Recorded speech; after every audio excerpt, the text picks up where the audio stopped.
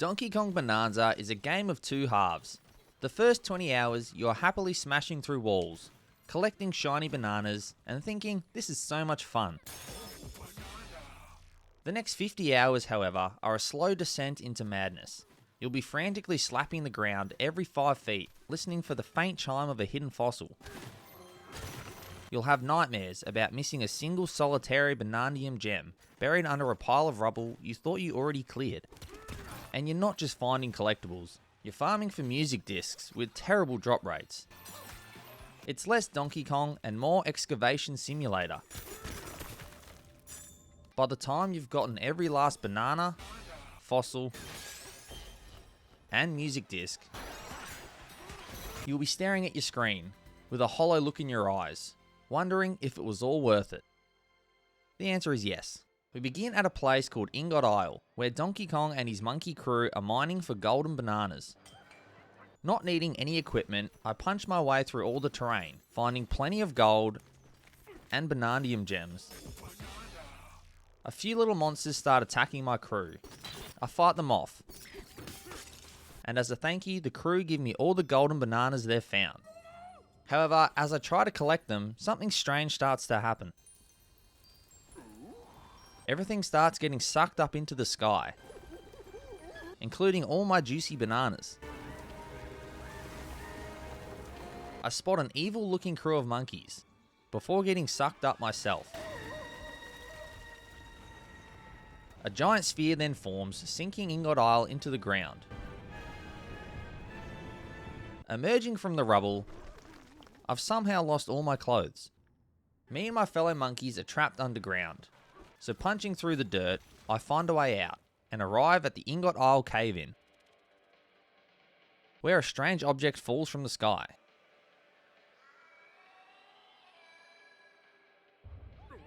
So going to check it out, I meet up with the other monkeys, but we're trapped due to some strange purple metal covering the barrel cannon. Trying to figure out what is going on, I go to the area where the strange object fell, where I find a little chunk of purple metal. The chunk of purple metal comes to life, and apparently is terrified of monkeys. Chasing after the little purple thing, I corner it and try to act friendly. And what better way to be friends than making music together? With the purple thing now on my side, we use its singing powers to break through the unbreakable tape and blast away the purple metal.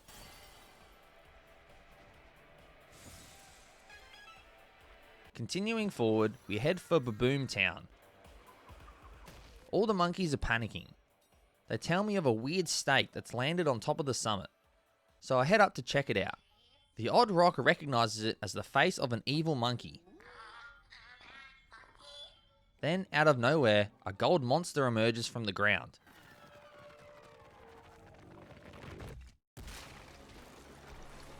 Throwing a bunch of boulders at it to destroy its armor, I defeat it. And it drops the key to the stake.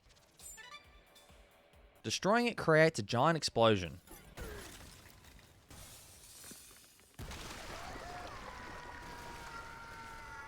But the explosion seems to create some more golden bananas. But sadly, they fall down the giant hole. Diving down after the bananas, I fall through to the lagoon layer. After grabbing my bananas, I unlock a skill point, which we get for every 5 bananas we collect. Setting out to explore, there's a whole civilization of monkeys living down here, who don't take too kindly to outsiders. As I make my way further into the lagoon, I find my first battle challenge, where I must defeat the enemies before time runs out to unlock a golden banana. After finding my first few fossils of the game, I reach another one of those stakes. It's blocked off the water flow to the lower levels, so I must find the key to destroy it. Defeating the enemies guarding the stake, one of them was holding the key, which allows me to unblock the water.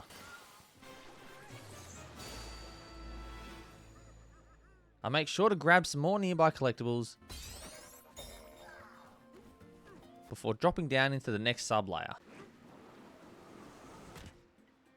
Since I stopped the water shortage, the lagoon monkeys like me now, and they're willing to help me. As I continue around the lagoon looking for answers, I find my first challenge course, with each challenge course containing 3 bananas to collect. I arrive at the lagoon layer's main village, where a monkey tells me about the water storage tank. They need to open it to get more water flowing, but the evil monkeys plugged it up. Making my way around, destroying the concrete pillars one by one, the water starts to refill. And while doing so, I meet a giant old monkey known as the Kong Elder. Elder Kong wants us to help him perform a bonanza. So I'm plugging the last of the water storage. I'm able to grab the Elder's ancient record. Slapping the record in place, a giant arena forms, and we start to rock out. And as we do, the odd rock transforms into a girl. Now in human form, she's too nervous to sing in front of the crowd, so Donkey Kong beats his chest as encouragement. Beating my chest, combined with her singing powers, I unlock the Kong Bananza power-up. Everyone rocks out for a bit before I get transported into the Elder Kong's rehearsal. Using my new Kong Bananza power to bash through all kinds of terrain, I complete the rehearsal and reawake outside in front of the Elder. You did it! The girl introduces herself as Pauline. Elder Kong then tells us if we want to get back home to the surface, we must reach the planet core. Apparently, those who reach the planet's core get their wishes granted, and also earn lots of bananas. However, rumour has it that the evil gang of monkeys are heading there themselves, so we must get there first. Using my new Bananza powers, I start making my way to the next layer. But as I do, I run into that evil gang of monkeys. The leader of the gang, otherwise known as the Void King, is the president of the Void Company, the most powerful mining organisation on the planet, and he wants Pauline for her singing powers. No way, you're the worst! Pauline refuses, so Void King retreats, and sends in Grumpy Kong to try and capture her. Unleashing Pika Bruiser to fight. We need to use our Bananza powers to defeat it, which unlocks access to the next layer.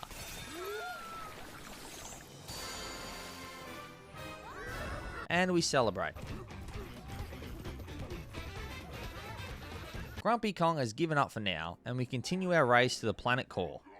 Landing in the hilltop layer,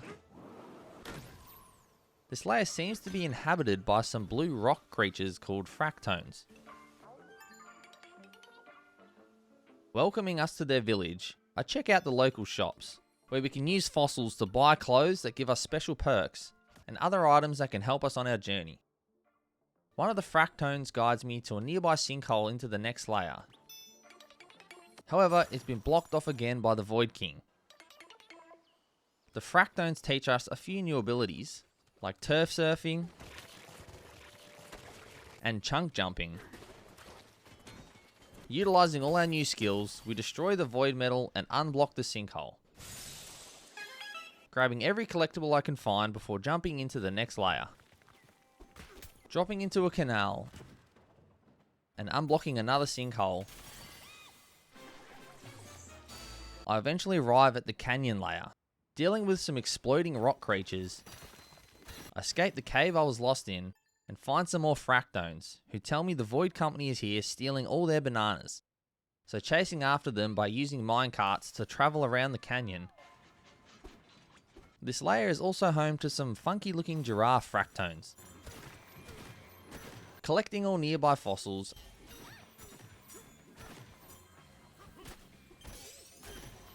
I head into the village and buy myself some new clothes. Turns out the Void Gang have blocked off a bunch of the minecarts to prevent me from chasing them. So using our singing powers to remove any void metal we find, we chase them to the Banandium refinery. where we run into Grumpy Kong again. Eager to finish the job himself this time, he builds himself a giant suit of armor. Normal punches are useless, so I must use my Bananza powers to bash through his armor, layer by layer, until I can get to Grumpy Kong, punching the crap out of him until he passes out.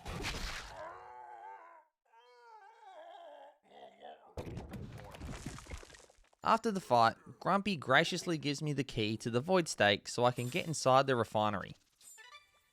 Once inside, we learn that the Void King has been tampering with the machinery and will explode if we don't fix it. So dodging all the security lasers and using the minecart system, I make it over to the mixer. And as I do, it comes to life and tries to kill me. So carting around, dodging the Mad Mixer's laser beams, I pelt it with explosive boulders. Blowing up the Mad Mixer almost causes the whole refinery to collapse.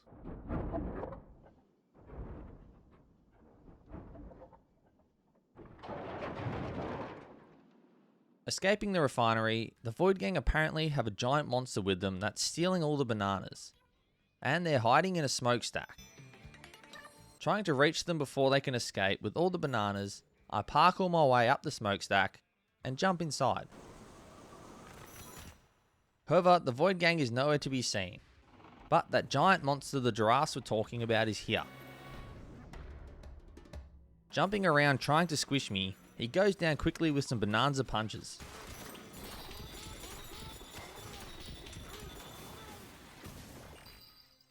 Once defeated, a Void Stake inside him drops. But before jumping through, I decide to treat myself with a new fur colour. Down the next hole, I land in a place called the Divide, where I can choose which layer I want to explore next. Either the freezer layer to the left, or the forest layer to the right. The forest layer sounds more my style, so I decide to go down that one first. Arriving in the forest, it's definitely not as fun as I expected. There are thorns everywhere, poison water surrounds me, and there is plenty of random monsters trying to kill me. Not ideal. Some friendly ostriches point me in the direction of the Eggshell Hotel, and I somehow make it there alive. Where the ostrich elder is chilling. Hotel manager and also a DJ. The Void Gang checked into the hotel and set a bunch of booby traps before our arrival, so the place is a mess. The ostrich elder offers me his Bananza powers if I can bring him his ancient record and pass the rehearsal. Flying my way through the rehearsal, I unlock the Ostrich Bananza powers. Using my new ability, I'm able to fly up and get the Void Key, unlocking the next area of the forest layer. With even more vines and even more poison, I go around and destroy all the plants that are spewing poison everywhere. And once they are all destroyed, all the poison is drained enough for me to access the next layer. Diving down, we find the source of all these thorns and poisonous plants. Going in to destroy the stake, it's guarded by a giant plant monster. Using the vines it shoots at me to get in close, dodging the thorns and poison. I repeat this process until Abracadabra is defeated. With the forest layer saved, I return to the Divide. This time heading left into the freezer layer. This layer home to a bunch of zebras. They need my help to fix their cooling tower. But since I'm not a zebra, I can't cross the snow bridge. I arrive at the main village, where I grab myself a hot pink pair of pants to help me survive the freezing water. Bashing my way through the snow, I find another Void Stake to drop down to the next sub layer, where I must find the Zebra Elder. This layer is somehow frozen, but also filled with lava, and the ground seemingly made of chocolate and sprinkles. So scaling the chocolate lava, I make it to the Zebra Elder, former chef, now to a DJ. Once again, the Void Gang has stolen all of the zebra's bananas, and Poppy broke his ancient record and scattered the pieces. So after going around and finding the pieces of the record, bringing them back to the Elder. We use our new zebra powers, which allow us to run across any terrain. Completing the rehearsal, I channel my new zebra powers to get to the cooling tower to suss what's going on. As I could have guessed, the Void Gang has sabotaged it by blocking the airflow. Thankfully, there is an emergency entrance at the top, so zebra running my way up, I gain access inside the cooling tower, where I run into Poppy Kong, Director of Intelligence at Voidco.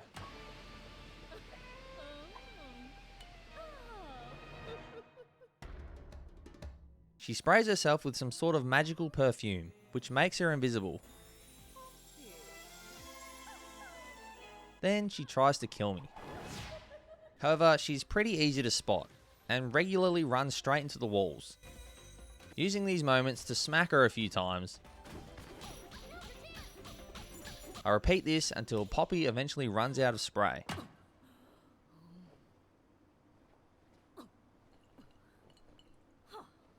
She kindly gives us the key and we make our way down the cooling tower.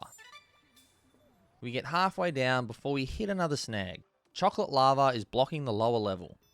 The solution is to dump a bunch of colourful ice cubes into the lava, which turns it to stone and allows us to smash through.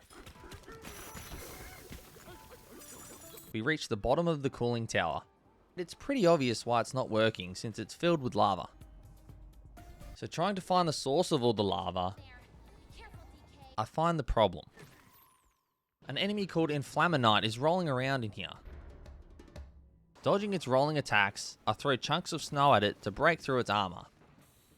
Once through the armor, the weird creature tries to run away. Needing my zebra powers to chase it down, I defeat the Inflaminite, unlocking the next layer. We enjoy another little boogie and chest thump before diving down the hole, landing in a place called the Junction, where everything is covered by void metal, avoiding missile launches.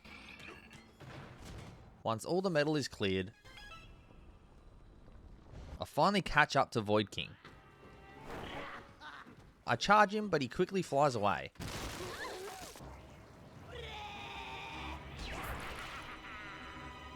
Poppy's here, but she can't be asked dealing with me, so she tells me where he went. She also kindly tells me about this machine they're using, a machine that's capable of digging deep into the underground world. However, it's out of fuel right now, so the Void King is out acquiring more bananas to power it. So yet again, chasing after the Void King, I head back to the hilltop layer where the Void King has managed to get a crap load of bananas. We engage in battle, and the Void King throws everything he has at me. But I avoid the barrage of attacks and beat him up. Clearly realizing he's no match for me, the Void King dips.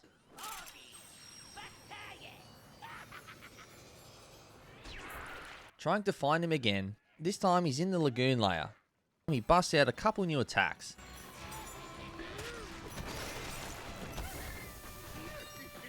But after another beating, the Void King is happy with the amount of bananas he has and flees back to his machine.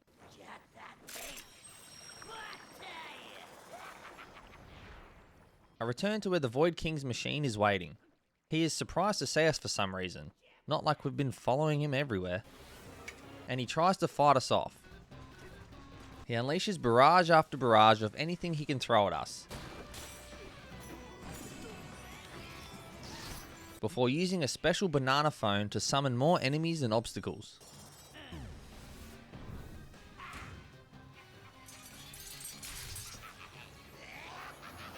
However, they are no match for us. After disabling the Void King's shields,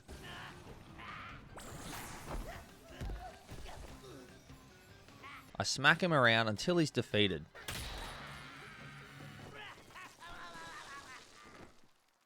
Refusing to give up, the Void King activates his machine, which sends us flying, which leaves a giant hole for us to launch ourselves into. After falling for a while, we land in a luxurious resort layer, filled with beach, sun, and of course, bananas. A local fractone points us in the direction of a tropical retreat, so that's where I head. A apparently the Void Gang made a pit stop on top of a giant watermelon.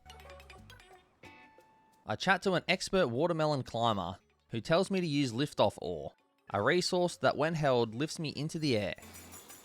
So utilizing this, I float my way above the giant watermelon, dive punching down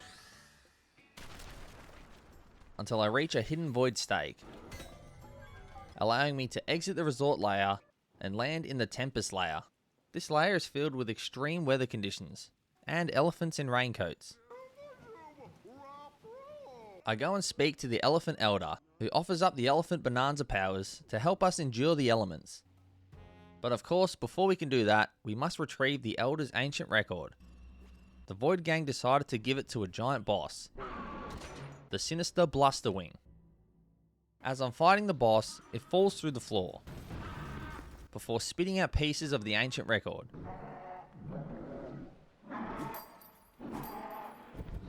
So jumping down after it, the weather is a lot worse as I now have to deal with fiery rain. After returning the 2 pieces of the ancient record, it's now time to learn to use the Elephant Bananza powers. Using my trunk, I can suck up all the terrain, storing it to use later. With the Elephant Elder's rehearsal complete, he gives us a rundown on what exactly is at the planet core. Apparently, something called the Banandium root lies there, a mysterious entity with the power to grant wishes. Making my way down, the key to the void stake is in a tornado.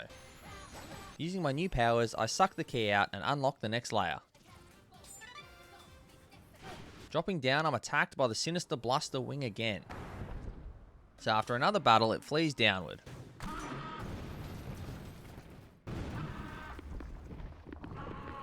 I continue chase through some wild conditions, where if I stand still for too long, I'll get struck by lightning.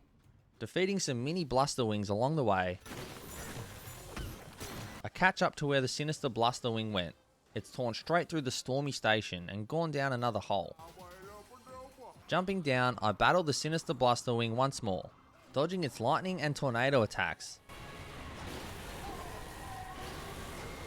I must suck up the chunks of magma that are flying around us, throwing them to stick to its wings, causing it to crash through the floor. Dive punching down through the strong winds, I destroy the Void Mask and the Blusterwing is back to normal.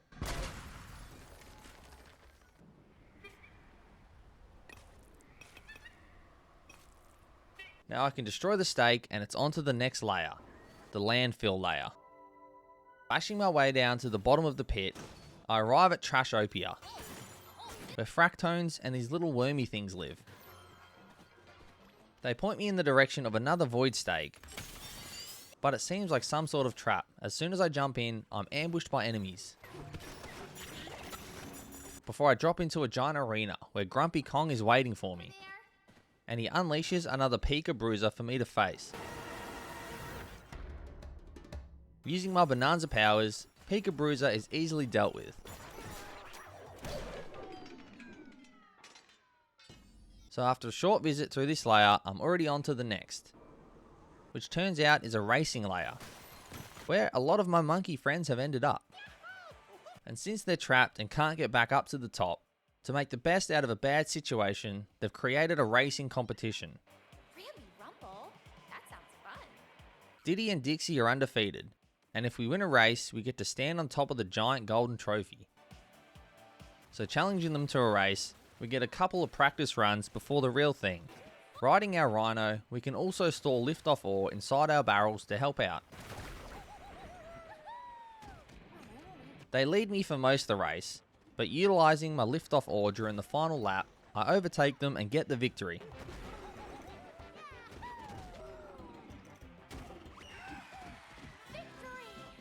Diddy and Dixie aren't happy I ended their undefeated streak, and they reluctantly give me the barrel cannon to launch myself on top of the giant trophy, where I find the next void stake to continue towards the planet's core.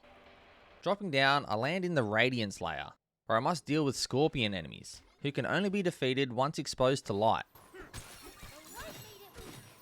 Meeting a friendly stake, apparently the Void Gang have stolen their artificial light source, unleashing all these scorpions upon them. Destroying some void pillars to bring in some natural light, I get the key to the void stake.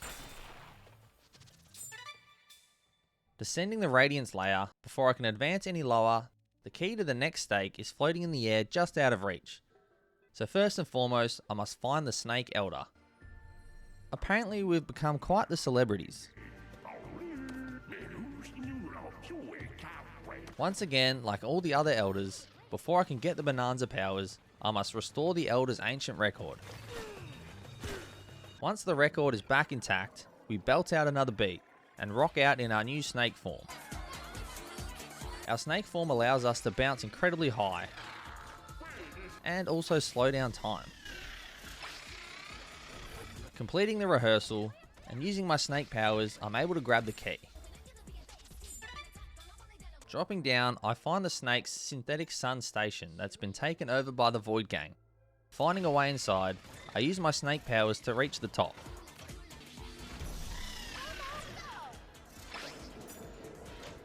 And after defeating the enemies in the area, I flip the switch to reactivate the synthetic sun. With the sun back, all the solar powered doors are accessible. Dropping down into the glowstone warehouse, I'm surprised to find Poppy Kong lying in wait. She's back, with a fresh bottle of her invisibility perfume. We begin another battle. As she runs around invisible, she's still very easy to spot, as she kicks up sand everywhere as she runs.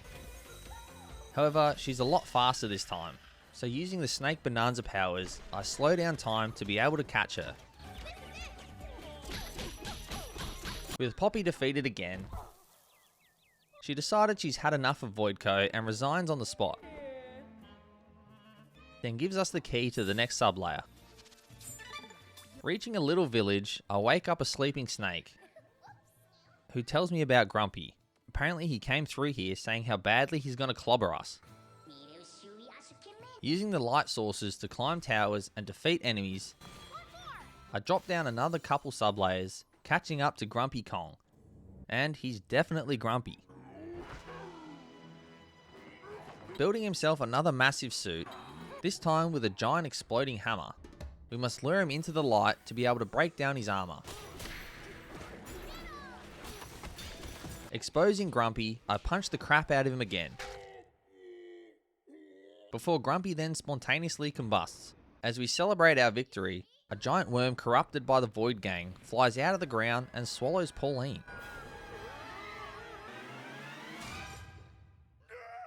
Retreating as I fall down the hole it left behind. Waking up, I'm locked in some sort of cell.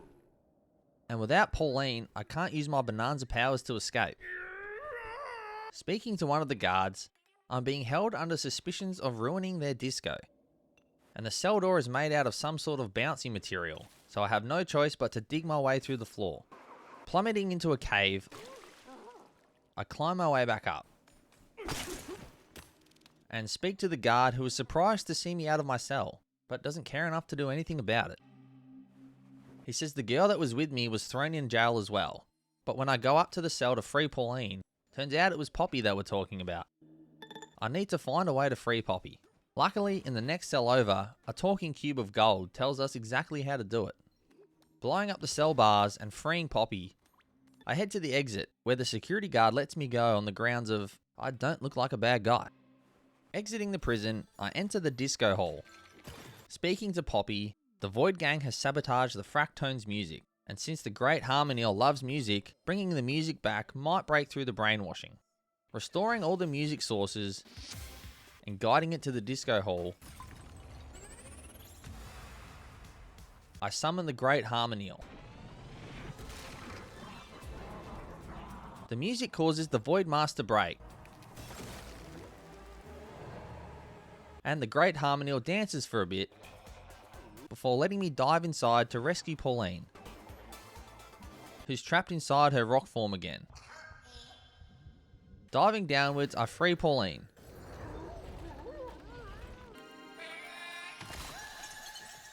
After falling for a while, we land in the feast layer. A layer filled with food and green muck. After touring the feast layer for a bit, the banana burger production line is halted due to all the muck, so I need to go around and hit the 5 burger switches to get everything back up and running. Once that's done, the Void King can't believe I've managed to make it this far, firing all his staff in a fit of rage. He spawns another Void Steak on top of the giant burger before flying off. Climbing the giant burger and Ferris wheel to retrieve the key.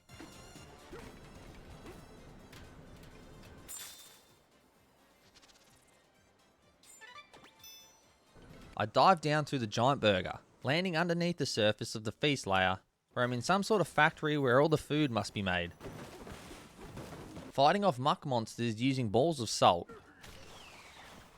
Of course, we find out the Void King has sabotaged the factory by clogging up a pit and causing all the muck to spill out. So jumping in the pit to try and unclog it, I come face to face with the muck monster, Muckety Muck. As Muckety Muck spits lava at me, the lava melts through the ground, revealing an underlayer of salt. Throwing salt at Muckety Muck until it's vulnerable, then pounding it with all my might. Muckety Muck is defeated, the feast factory is restored, and it's onto the next layer. Filled with concrete and gold, I enter the forbidden layer. Some weird stuff is going on in this layer as the walls change what surface they are. So timing my climbing, it seems I've finally reached the planet core. Searching for the Banandian route, I must make my way across a few floating structures, but to do that, I need to pay the security stones to let me through. Activating some sort of field that allows me to turn chunks into big bridges. After paying another couple security stones, I reach the gate to the Banandian route. Using my Bananza powers, I bash through all the layers of concrete. And on the other side, I finally find it, the Banandian route. But before I can act, the Void King makes his presence known. Apparently the route is asleep, and only Pauline can wake it up with her singing. Pauline refuses. But the Void King has a backup plan. He challenges us to a battle. However, we can't use Bananza powers since the singing will wake up the Banandian route. The Void King is relentless, and beating him without Bananza powers proves tricky. After destroying all the power to his shields, we beat up the Void King yet again. Victorious, Pauline can now finally go home, and I can eat all the bananas I want. As we head off, the Void King has one last trick up his sleeve. Blasting me with his banana phone, he traps me in that void metal, forcing Pauline to sing if she wants to save me. The metal breaks and I'm now free. However, the Banandian route has awoken. The Void King charges the route, and as he reaches it, he gets yeeted, leaving behind his banana phone. Turns out what we thought was the Banandian route was keeping King K. Rool and his Kremlin crew trapped, and Pauline's singing has accidentally released him. And he is after the Banandian route as well. Chasing after him now, we jump into the hole.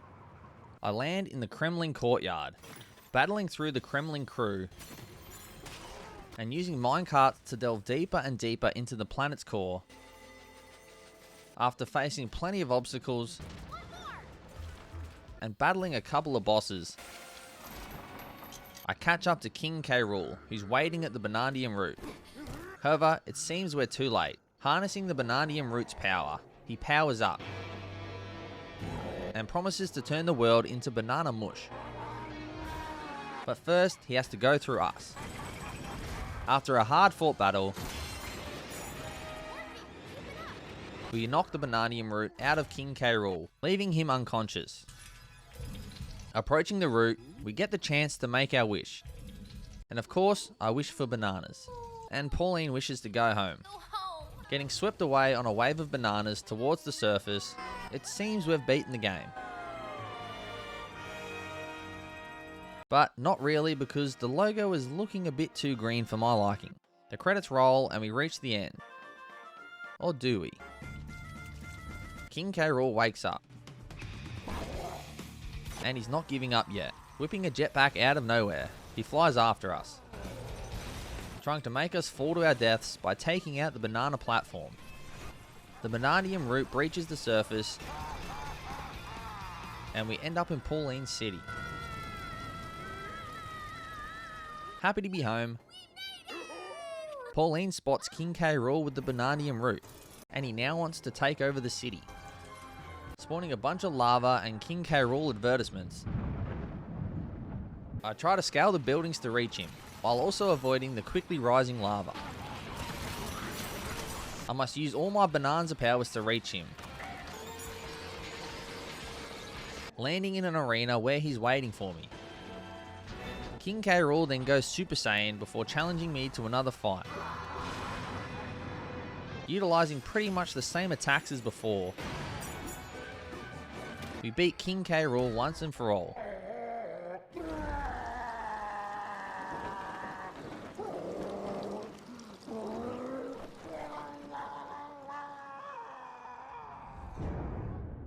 Pauline wants to fulfill her dream and sing for everyone, but as all the rot starts to fade, she remembers DK's dream of bananas.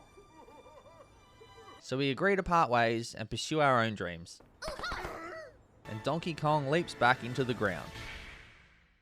3 months pass, and DK is back to where it all began, mining for bananas. So now in the end game, my main quest is to find as many bananas as possible. As I explore the mining area, I run into Grumpy Kong, who's quit the Void Company and is helping rebuild things around here. He's also rebuilt a warp gong and wants me to go make sure it's working. So checking it out, Pauline surprises me. She plugs her live show she's doing at City Hall and came back here for inspiration. First, I've got to come up with a new song. And since all the elders are DJs, she wants to visit them all. So visiting the first elder, he offers us help in the form of another Bananza rehearsal. With a whole range of new challenges and obstacles, we should easily find the inspiration for a new song. With the rehearsal also having another 10 bananas to collect. Making my way to each of the elders to complete their final rehearsals, grabbing as many bananas and fossils as I can find along the way. I eventually make it back to the Banandium route, where we find the Great Harmonial. Asking him for help on Pauline's new song, the Great Harmonial tells us to jump down his throat for inspiration. Okay. It's surprisingly spiky in here, but using all our Bananza abilities to beat the final rehearsal, we find all the elders here rocking out. Feeling the beats, Pauline has all the inspiration she needs and is ready to sing her new song. Ready to head back to the surface, first I make sure to go around and grab the remaining collectibles. Once all 777 Banandium gems have been collected and all 696 fossils have been found, I rerun through all the rehearsals to find the 5 hidden balloons in each, giving me the 6 final music discs I needed to unlock all 110. Awesome. And with that, I 100% complete Donkey Kong Bananza and unlock the secret ending. If you enjoyed the video, please drop a like and let me know down in the comments below which games you'd like to see me complete next.